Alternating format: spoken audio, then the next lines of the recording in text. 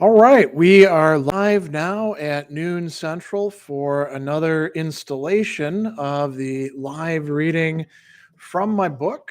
Here it is, Reason Fulfilled by Revelation, the 1930s Christian Philosophy Debates in France, that came out in 2011 from Catholic University of America Press, the work of about 8 years on my part to bring this volume to fruition.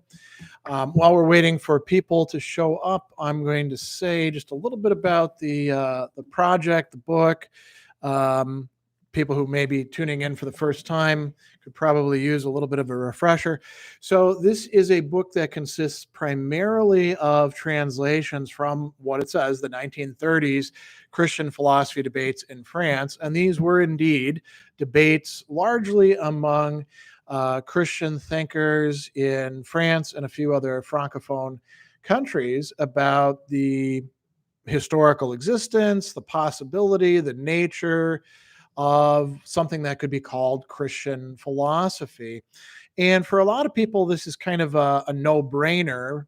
Well, obviously there's Christian philosophy, right? What about St. Thomas Aquinas or people like that? And there was a lot of debate at the time about whether we should consider people like Aquinas or Augustine or contemporary Christian authors as philosophical. And what's really cool about this debate is it's something that we can call meta-philosophical. It reveals to us a lot of the assumptions that people make about the nature of not just Christian philosophy, but philosophy itself and its relations with things that are not philosophy, like theology or religious practices and faith, or the historical, religion that we call Christianity, which is itself an incredibly complicated thing, right? So doing the research for this was really cool. Now at this point in the readings from it, we're past the long historical introduction that I did, about 100 pages long, and we read Emile Brehier's Is There a Christian Philosophy? Which he answers, no, there's not a Christian philosophy.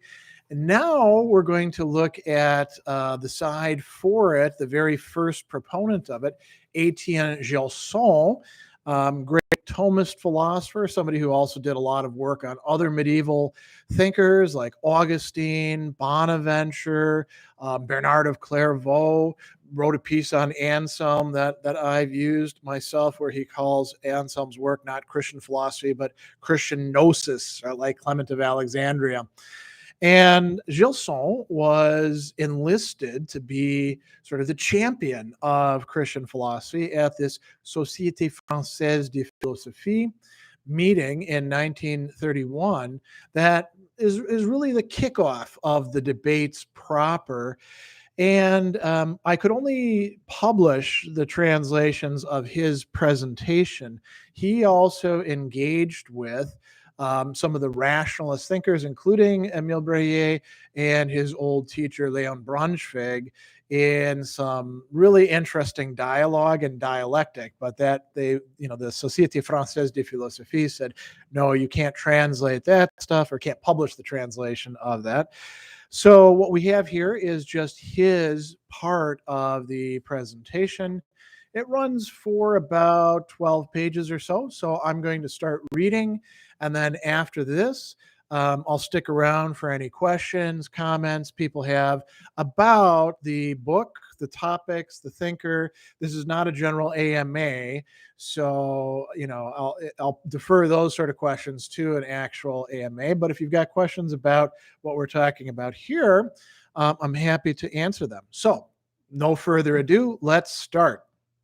Etienne Gilson, The Notion of Christian Philosophy, Accounts of Meetings, Société Française de Philosophie, 21 March 1931.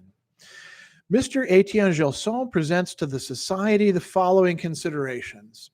The expression Christian philosophy is used frequently enough in our time, but it is not clear whether it corresponds to a distinct notion.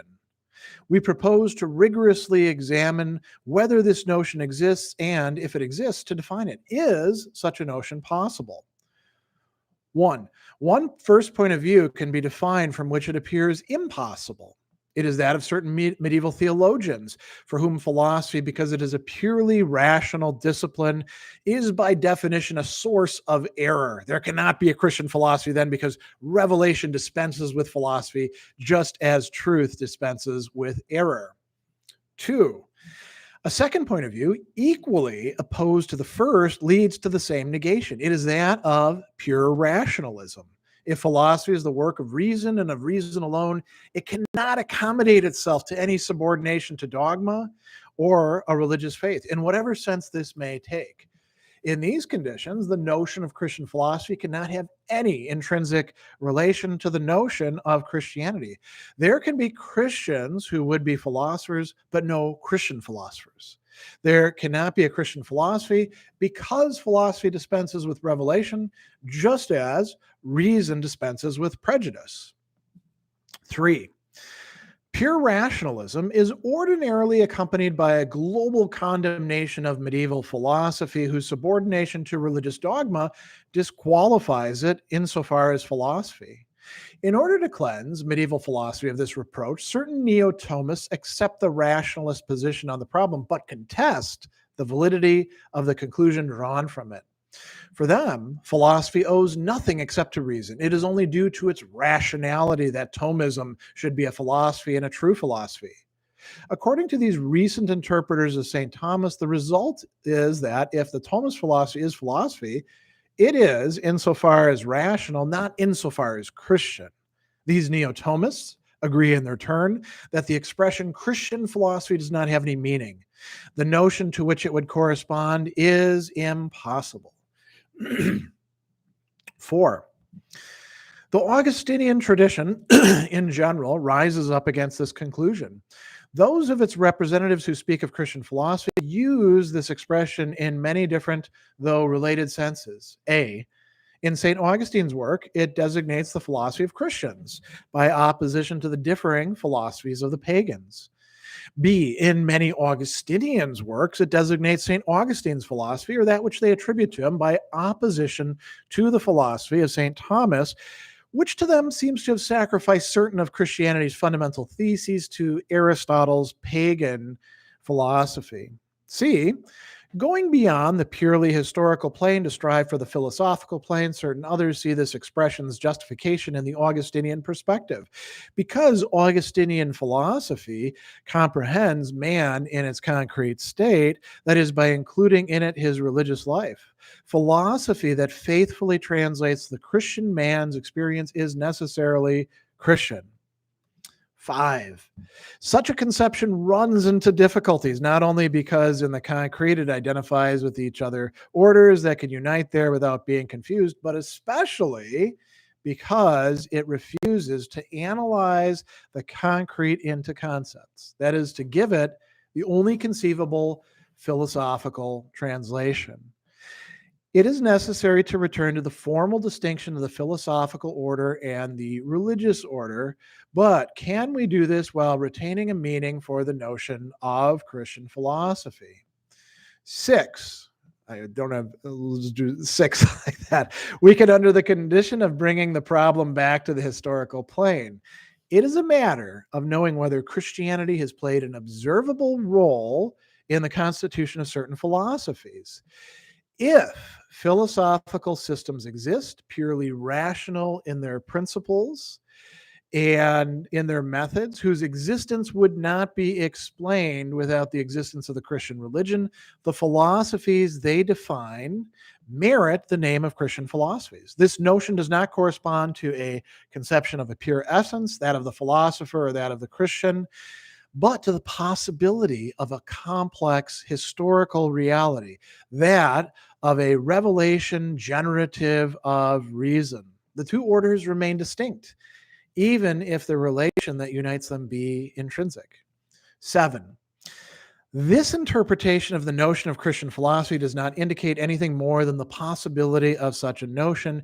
It leaves open the double question of the existence of a corresponding historical reality affirmed by certain historians, but denied by others, and of the dogmatic value of the results obtained by such a philosophy if it exists.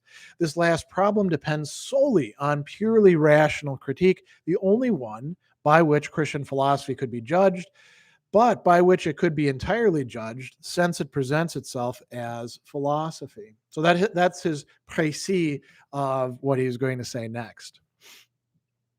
The expression Christian philosophy is one of those that emerge spontaneously from a historian's pen when he discusses the movement of philosophical ideas that developed between the 2nd and the 14th centuries of the Christian era. There are even entire works that are explicitly devoted to retracing this history, for example, that of Heinrich Ritter or that of Albert Stöckel. Outside of these specialized works, the expression is frequently encountered in the works of a number of historians and philosophers, but either it is used without any provisional determination of its content, or when they make the effort to define it, the definitions they give are more or less divergent. There can be then some interest in discussing its meaning, and the first question that gets asked is that of knowing whether the notion is not contradictory. This is why, before everything else, I would like to discuss such a notion's conditions of possibility. There is a first point of view from which the notion of Christian philosophy is impossible, that of pure theologism, such as we find it in certain doctors of the Middle Ages. They are much more rare than one thinks, but there were some. For them, the Christian religion excludes philosophy because Christianity is a doctrine of salvation, because one can be saved without philosophy, and even because it is more difficult to be saved with philosophy than without it. St. Peter Damian is a typical example of this state of mind. He mistrusts not only philosophy, but also even grammar, addressing himself to monks, broaching the question from the perspective of the total renunciation of the age. He advises them to first renounce rational knowledge, for it was by promising our first parents the science of good and evil that the devil introduced evil into the world. Cupiditatem scientiae quasi ducum exercitus posuit. Medieval philosophy was the negation of this obscurantism, but it did exist. For men of that type, the very notion of Christian philosophy could only rest on an equivocation. It signifies that where Christianity is, it is useless or dangerous that philosophy be. At the opposite extreme, there are those for whom where philosophy is, it is dangerous that Christianity should be. This is the position of pure rationalism, that is, of those who do not accept that rationalism should have a limited role. Whatever the content may be of the diverse philosophies reason elaborates, it is insofar as rational that they are philosophies. To wish to subordinate them to a dogma or to a faith is to destroy philosophy's essence. So what would a Christian philosophy be? Philosophia ancilla theologiae. But theology bases itself on faith, which is something irrational.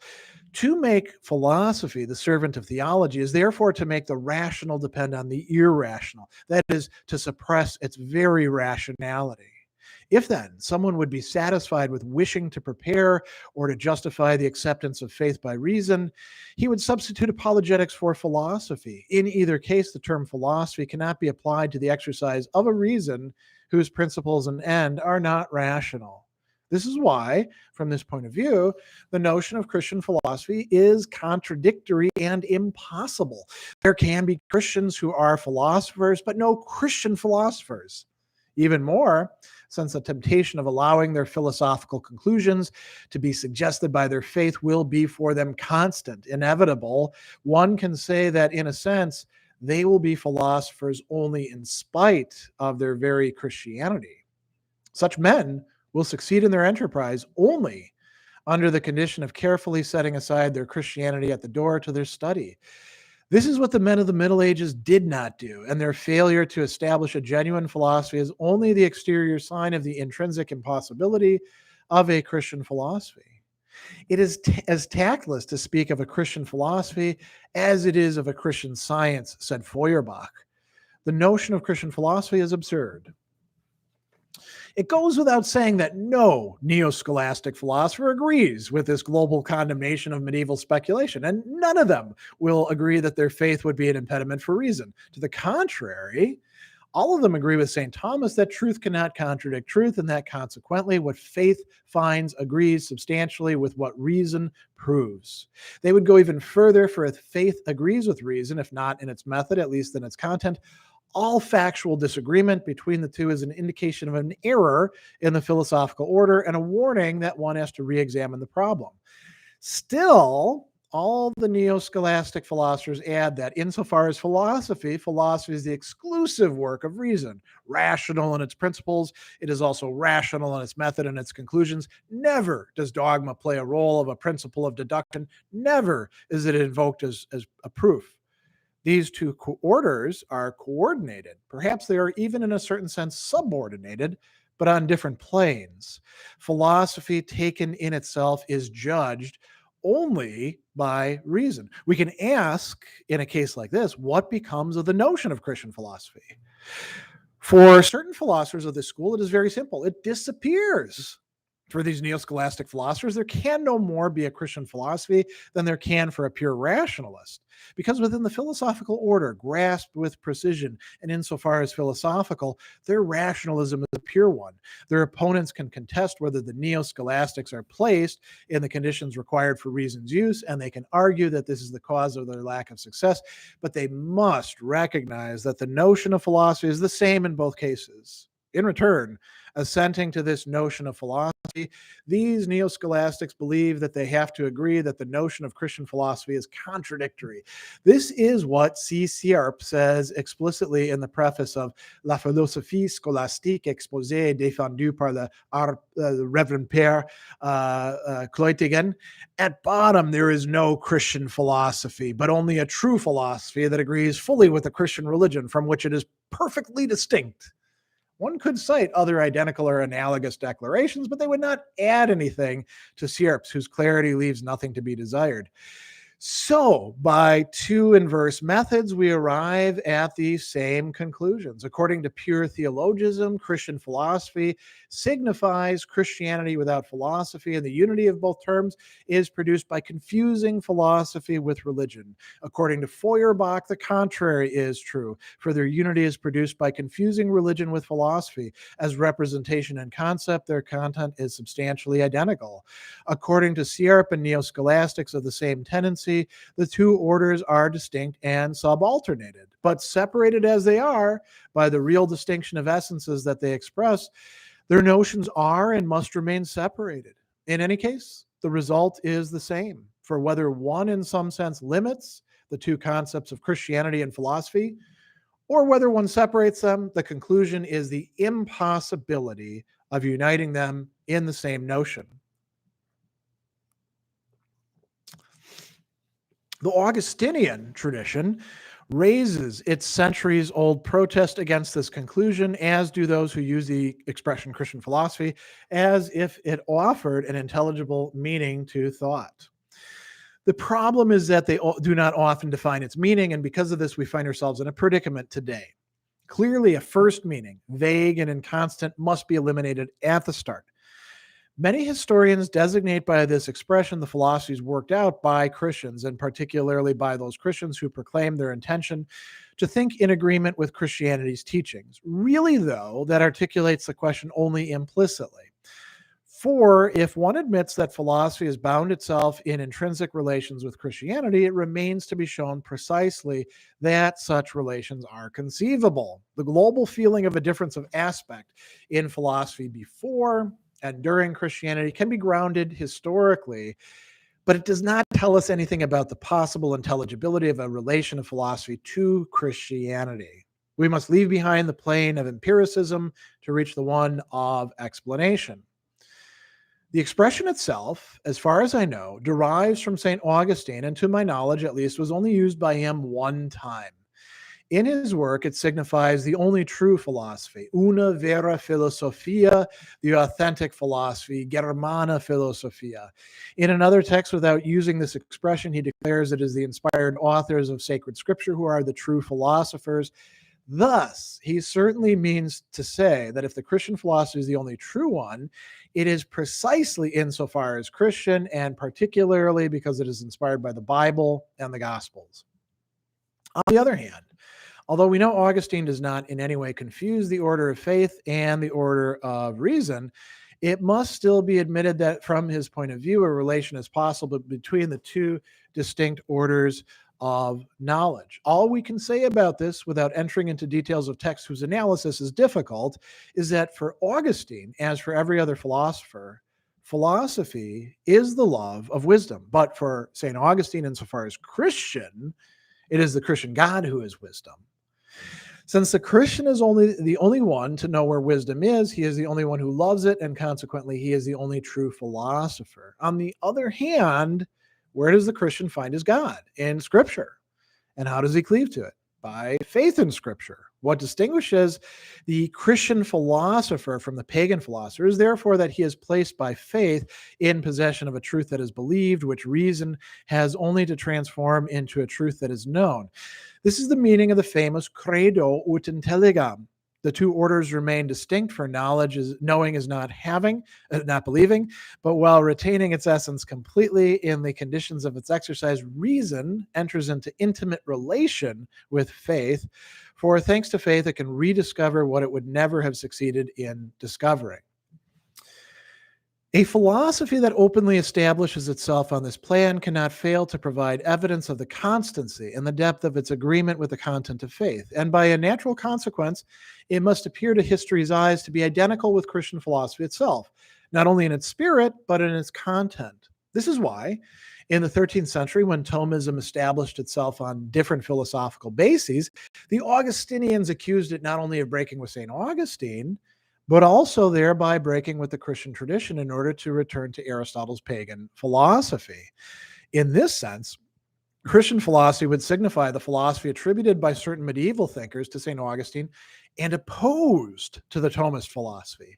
This is the meaning that the expression still had in the 17th century in André Martin's Philosophia Christiana, whose traces one finds in the preface to Malebranche's Search After Truth, a meaning that Fabre kept in the preface to his 19th century reedition of Martin's book, and which would doubtless still find defenders in our own time. In order to discuss it, we would have to examine the whole problem of Thomism's significance. Needless to say, I do not dream of doing that here, all the more because if I had to remind you of this meaning of the expression I'm analyzing, because it is a historical reality, it still remains only a historical reality. Supposing the meaning were justified, and I'm persuaded to the contrary, the result would be that Thomism was not a Christian philosophy, which would satisfy Feuerbach without troubling Sierp, but not because Christian philosophy is impossible, since St. Augustine would remain to represent it. So the only thing remaining for us to do is to see whether the relation some suppose real is possible. How would we be able to conceive of this? Both St. Thomas's philosophy and St. Augustine's philosophy are philosophies of the concrete, but their attitude towards the concrete is not the same. St. Augustine always seeks notions comprehensive enough to embrace the concrete in its complexity. St. Thomas always seeks notions precise enough to define the elements that constitute the concrete. In a word, the former expresses the concrete, the latter analyzes it. This is why, to the mind of an Augustinian, the notion of Christian philosophy offers no particular difficulty. He knows that faith is faith and reason is reason, but he adds that a man's faith and a man's reason are not two uncoordinated accidents of the same substance. In his view, the real is the man himself, a profound unity not dissociable into juxtaposed elements as fragments of a mosaic would be, a unity in which nature and grace, reason and faith cannot each one function on its own, like in a mechanism whose pieces would have been purchased at the store as separate parts. If, therefore, a Christian man philosophizes, and if he expresses himself truly in his philosophy, this cannot fail to be a Christian philosophy, and this will be, from end to end, both Christian and philosophical, without it being analyzable into elements, each of which would be equivalent to a negation of the whole. Such a conception is quite seductive. It even contains a deep truth, whose opponents have sometimes erred considerably by allowing it to be lost, preserving which is perhaps the Augustinian conception's proper function. This truth is the real unity of the elements of the concrete in the subject where they are realized. Whatever doctrine one identifies with, considering a being's unity to be made from the combination of other beings is a deadly blow to philosophy.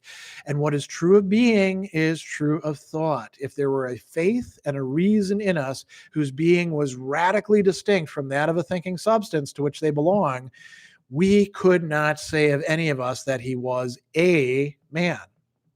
In this sense, everyone agrees that faith and reason are rooted in the unity of the concrete subject. Because they have forgotten this, certain neo-Thomists, even though Thomism does not oblige them to do this, have believed that they had to deny Christian philosophy's possibility. Because it has been keenly sensible of this, Augustinianism has always maintained the intelligibility of this expression. Let us go on further.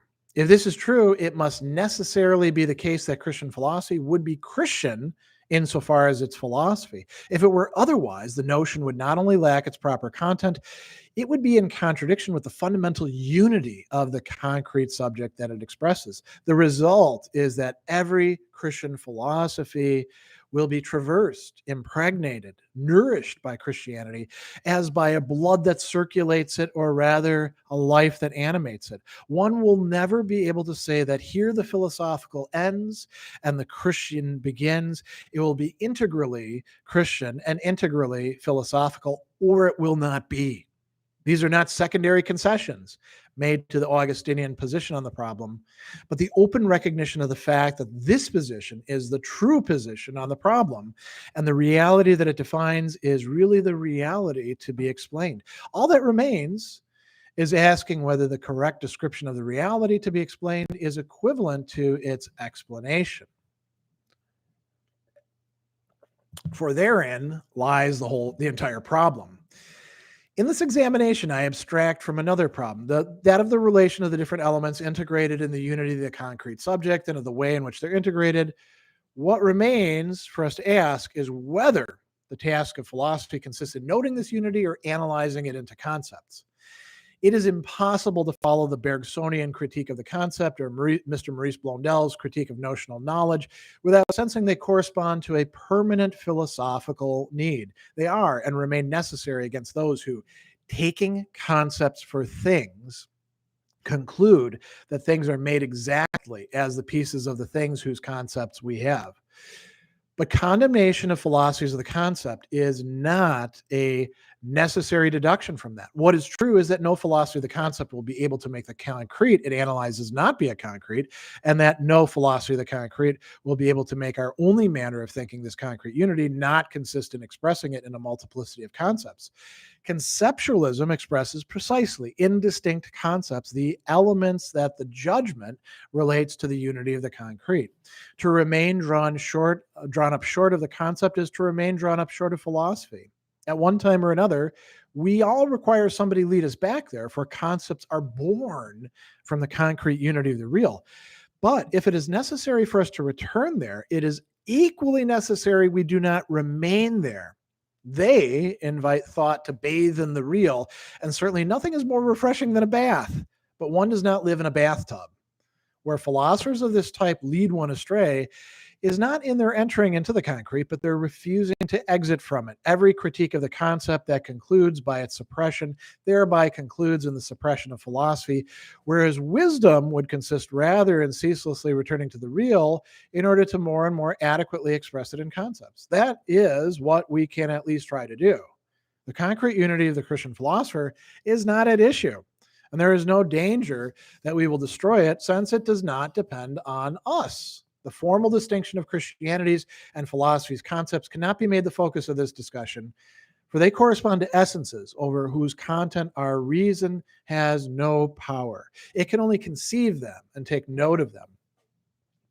If it was a matter of making philosophy and religion be held together in a single concept, or to the contrary of reconstructing a Christian philosophy with two concepts, the undertaking would be impossible. But precisely because philosophy and religion are concepts, they do not exist. There exist only religious men and philosophers. And just as the unity of these subjects does not prohibit us from analyzing them into distinct concepts, the distinction of these concepts does not prohibit us from reconnecting them to the unity of their subjects. Only in a case like this, we cannot claim to express the real by a single concept. We need at least two contained in a single notion that they integrate. In no case will we be able to make a Christian's philosophy not be purely rational, lacking which it would no longer be philosophy. But once this philosopher is also a Christian, his reason's exercise will be that of a Christian's reason. That is not a reason of a different type than that of non-Christian philosophers, but a reason that labors under different conditions. And I do not believe that it would be a very strong objection to say that in this case, the Christian is a philosopher who puts himself in the worst conditions in which to philosophize. For it is true that his reason is that of a subject in which there is something non-rational, his religious faith. But I await someone who will show me a true philosopher, a pure philosopher, the concrete realization of a unique concept in which reason would not cohabit with any irrational of this sort. And I ask, especially, whether the philosophical life is not precisely a constant effort to bring what is irrational in us to the state of rationality. What is difficult for us is distinguishing between the irrational and the not yet rational. And once one's choice is made, there's still an issue of knowing the time when the possibilities of the rationality of the non-rational one is chosen are exhausted. What is peculiar to the Christian is being convinced of the rational fertility of his faith and being sure that this fertility is inexhaustible. If we pay attention, that is the true meaning of St. Augustine's Credo ut intelligam and St. Anselm's Fides Quaerens Intellectum, a Christian's effort to draw some of reason's knowledge from faith and revelation. That is why these two formulas are the true definition of Christian philosophy. If we want to grant this notion its proper meaning, it is important to keep it on the plane of concrete reality and particularly that of history. If there have been philosophies, that is, systems of rational truths whose existence cannot be explained historically without taking account of Christianity's existence, these philosophies should bear the name of Christian philosophies. They are philosophies since they are rational, and they are Christian. Since the rationality they have contributed would not have been conceived without Christianity. For the relation for both concepts to be intrinsic, it is not enough that a philosophy be compatible with Christianity. It is necessary Christianity have played an active role in the very establishment of that philosophy. There are, in fact, elements compatible with Christianity in Plato's work and Aristotle's work, and there's no trace of Christian philosophy in their work. But without Christianity, one would have a difficult time explaining what St. Augustine or St. Thomas added to their work. If we hold back from the historical problem of the existence and content of Christian philosophy, we can try to determine in some way, a priori, the features they would have to have by virtue of this notion. One, these will be philosophies that consider the Judeo-Christian revelation as a morally necessary aid to reason. Thanks to that guide, they can eliminate errors, add new truths to the old ones, complete the old truths, or simply preserve them. Two, insofar as Christian, they will limit themselves to philosophical problems about which revelation can serve them as a guide. God, man with his relations to God, nature and its relations to God. This is St. Augustine's Noverim Te, Noverim Me, whose tradition Bossuet continues in his treatise De la Connaissance de Dieu et de Soi-même. They are therefore, insofar as Christian philosophies, with a clearly vast but limited program. Three, it is impossible to determine a priori what additional types of knowledge different Christian philosophers will consider to be required for the knowledge of God and oneself. But as far-reaching as these additional types of knowledge may be, they will be introduced into a Christian system only on account of their end. Thus, these will be unified philosophies because centered on the idea of the Christian God. That said, we ought perhaps to add, Christian philosophy does not exclude philosophy pure and simple, of which it is a species. Although it manifests a marked predilection for the problem and treats it, does not prohibit the others for the philosopher, for the Christian philosopher. It is simply not its proper function to occupy itself with the other problems. That is why, if there are Christian philosophies, we can predict their fertility will be manifested in the fields of metaphysics, anthropology, and morals more than in any others. it remains for us to ascertain whether there have been such philosophies. That is a problem that is a matter for the history of philosophy alone, and one about which the historians are not in agreement. This problem resolved, another one would still remain, that of the value of these philosophies. This problem is a matter for pure rational critique, working on history's data. That is the only critique that can judge this philosophy, but this philosophy is entirely judicable by it since it presents itself as a philosophy. So that is Etienne Gilson's contribution, which I translated from his Société Française de Philosophie presentation at the 1931 meeting. You can find it in here in Reason Fulfilled by Revelation, which we're getting that idea in part from Gilson, right? I think you could probably recognize that in the way that he has formulated what Christian philosophy would be and how it would be produced. So at this point in time, about a little past 12:30, I'll take any questions or comments about the book, the authors involved, the topics that you want to bring up, and hang out here for a little while. While people are doing that, I'll just, for anybody who tuned in late, I will say we're not halfway through the book at this point. We've been doing these readings now for a couple months on Thursdays, getting a couple of them in each month. And so we went through the entire introduction, which is almost 100 pages of the book. And it's that's important stuff to set the stage. But the real highlight of the book are the actual translations. There you can see Gilson's right there. We did Brehier's next session. We're going to be doing Maurice Blondel's first contribution to the debate, Does Christian Philosophy Exist as Philosophy?, in which he's going after Gilson, among other people. And then we're going to see him going after Brehier and Is There a Christian Philosophy, published in the Revue de Métaphysique et Morale. Those are all things from the 1931 period of the debate. There were other things that were published, but I couldn't put them into the book, in part because, as I remarked at the start, the Société Française de Philosophie would only allow a portion of the session to be translated, namely the presentation by Gilson. It wouldn't allow the back and forth between Gilson and the other people involved to be translated, which is really unfortunate. I also didn't translate Maritain's contribution because it found its way into a later document, his book on Christian philosophy. I'm blanking on it right now. I want to say it's The Problem of Christian Philosophy, which was quickly translated into English. And so we don't really need to do that. There were also a few minor participants in that debate, like Edward Leroy, for example. Blondel wrote a letter. Blondel, by that time, was near blind, and so it wasn't easy for him to travel or participate. So he wrote a letter instead. And there was another article, I think, I want to say Souriau's article might have been published in 32. I've actually got this lengthy bibliography that takes up about 20 pages in the back of the book. Yeah, so here's the stuff that was actually published that year. Marcel Decourt, Sur la notion de philosophie chrétienne, published in the Revue catholique des idées et faits. Really interesting, but I didn't have enough space for it in here. Régis Jolivet published 2 books, Essai sur le rapport entre la pensée grecque et la pensée chrétienne, and Études sur le problème de Dieu dans la philosophie contemporaine. I don't think either of them have been translated.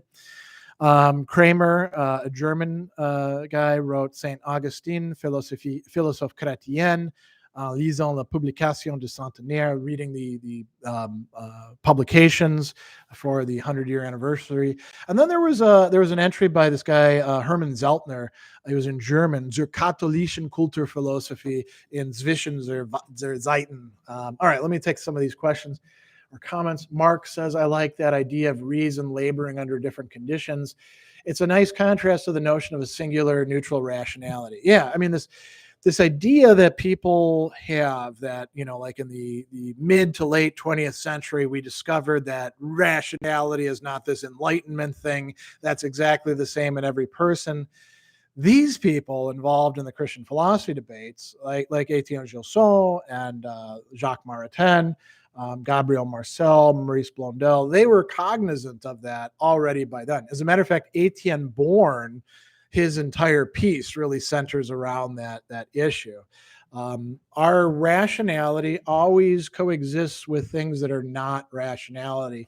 To put it in terms of later 20th century continental philosophy, we always have the other inside us, right? Eastern anime, I hopped in midway, so I'm not really caught up on it, but I have a question of concerning this reel that was mentioned by the author. Is it the same concept of Lacan's idea? It has no connection to Lacan's idea, right? He just means reality, the what we experience, as opposed to abstraction that people make of reality. Lacan's real actually, by the way, means several different things. It's not a fixed concept. And it takes on additional weight later on in his work than it does before. Mark says, Gilson mentioned metaphysics, morals, and a third thing, anthropology. Now, this is important.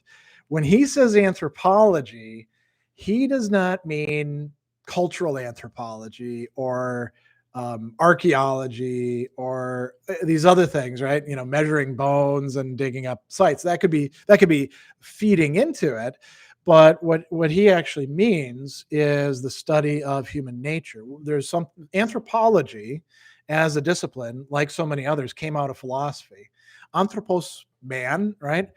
Anthropology, the study of human beings as such. It comes later to mean the study of cultures and, our evolution and things like that. But originally it means study of human nature. So Plato and Aristotle are already involved in anthropology. You see this reflected in what's left of Catholic education at the university level in the United States. And I say what's left of it because those who actually know what the philosophy departments and the core curriculum is like in many nominally Catholic universities like Marquette University down the road know that there used to be, in place of an intro to philosophy class, it was typically philosophy of human nature. Right? Not just sort of smattering smorgasbord of topics, but a more focused thing. And then that would lead into an ethics class, and then that would lead into other philosophical studies. There's a tendency, and I've seen this in many Catholic institutions, to reduce the core, reduce the general studies curriculum from requiring 3 philosophy classes down to 2, and from 2 down to 1. And trying to make that one do everything, and basically just giving their students a intro to philosophy class rather than a philosophy of human nature class. So now Mark is bringing up another thing that I was actually thinking about as we were reading through this. Do you think aesthetics should be added to the list? Yes, I do. And it's interesting that Gilson doesn't identify that. I think Jacques Maritain, who is willing to go so far as to argue that perhaps beauty should be another transcendental, beyond just the transcendentals like being, good, unity. He says beauty should be one. And I think we can go further in terms of aesthetics and talk not just about beauty or the sublime, but about all sorts of other aesthetic values as well. And there's interconnections between moral philosophy and aesthetics, when we talk about the beauty of a character, right? That is a problem that straddles both domains. The entire domain of what in Greek was called the kalos, which we translate as beautiful, fine, noble, honorable. It's a form of goodness, and it's usually the object of aesthetics more than other fields. And so, yeah, I think Mark is on point about that. Aesthetics would be where we'd expect to see some stuff. It's interesting too, because if any of you are fans of Umberto Eco, the great semiotician, he actually has a book, which I believe might have been his dissertation, on the aesthetics of St. Thomas Aquinas. Very, very interesting work, and I think that would be a good example of somebody identifying things that are coming about the way Gilson is describing it because of the coexistence of faith and reason in this guy, Thomas Aquinas. Mark says, my colleague's argument would be that Christianity saved the human body from Greek pessimism. Resurrection of the flesh vindicates the body as something beautiful and worth studying. I am maybe. I mean, I'm pretty hesitant about generalizing about the Christian view and the Greek view, because the Greek view, as it turns out, was quite diverse. Which Greek view are we talking about? That of Neoplatonists, that of Stoics, that of people who are embracing a hedonism that goes way beyond that of the Epicureans and say, live, have a good time because we're going to die tomorrow. It's not as if there's a Greek view. And when we look at early Christian work, the same thing also goes for Jewish thought. We find a lot of, on the one hand, we find a lot of diversity, right? So things aren't as simple as just like the Jewish idea or the Greek idea. And on the other hand, we find a lot of interaction and confluence between the two of them. So like think about Philo of Alexandria, who is a Jewish author living in really the cultural capital at that time of Judaism. I mean, you could say a lot more was going on in Alexandria with Jews in exile than was happening in Palestine itself, or in Babylon, or in other places where the diaspora had gone to. And he brings together Jewish scriptures along with elements from Stoicism and Neoplatonism together into a kind of fusion of his own. And he's pretty pessimistic about the body as well. It really depends on which Christian we're looking at. I mean, we know that Christianity can become pretty body negative in some of its manifestations. So it's not as if there's anything like intrinsic to the Christian point of view that will pull us out of Greek pessimism. I'm not even sure that there really is a Greek pessimism as such that we could highlight. Those are some good questions. Gilson is, I'm going to say this too. Reading him, it's always a fun thing rereading this stuff that I translated from these great authors, because with very few exceptions, they're great writers too. There are a few in here who, like, there's a guy, Devil Vey, who's involved in the discussion with Blondel, who's right. He's just a terrible writer. But the rest of them, I mean, Brehier, he's a good stylist. Blondel is a little bit more turgid in his prose. Sertiange is kind of a delight to read. We're going to get to him after a while. We've got Blondel and Marcel and Born coming up in the coming months. So, yeah. All right. Any other questions or comments or stuff like that? Otherwise, I'm going to get myself some lunch before I have to start doing some filming, having to do with somebody who has zero connection to these debates about Stanislaw Lem for the thing coming up this weekend. So Eastern Anime, on a scale of 1 to 10, how bad of a writer is Hegel, or have I been misled? I don't know. I mean, read him. In his German, he's like he's a 4, I guess. He's just not a great writer. He's a great thinker, and it's well worth studying his stuff, but he is not particularly clear in his expression. And some books are better than others. Often his lectures are quite clear, but nobody reads Hegel for the beauty of the prose, whereas you can say, like with Nietzsche or Schopenhauer, maybe we do. Mark, what are you going to have for lunch? Leftovers, and then see what else I can scarf up. I got to get shooting this stuff. So yeah. All right. Any other questions, comments? I believe we are on for next Thursday. Let me check the calendar real quick for doing another one of these. Yep, we're doing Blondell next week. So if you enjoyed this, you might find that one fun as well. And again, reading from Reason Fulfilled by Revelation. I almost used Etienne Gilson's revelation generative of reason because I got him on the brain. So we're going through this book bit by bit. And here's the last question. Zakamo, if not out of topic, could you tell me what Christianity brought to philosophy? Myriad things, a different concept of the person, different understanding of morality and key elements within it. As Mark was mentioning, aesthetics, not just Christianity, but also Judaism, considerations of being as created ex nihilo, just all sorts of things, right? Ricky, I'm wondering what Nietzsche would say about Christian philosophy. I don't know. Read Nietzsche. It won't take you long to figure out what he's saying about Christianity, right?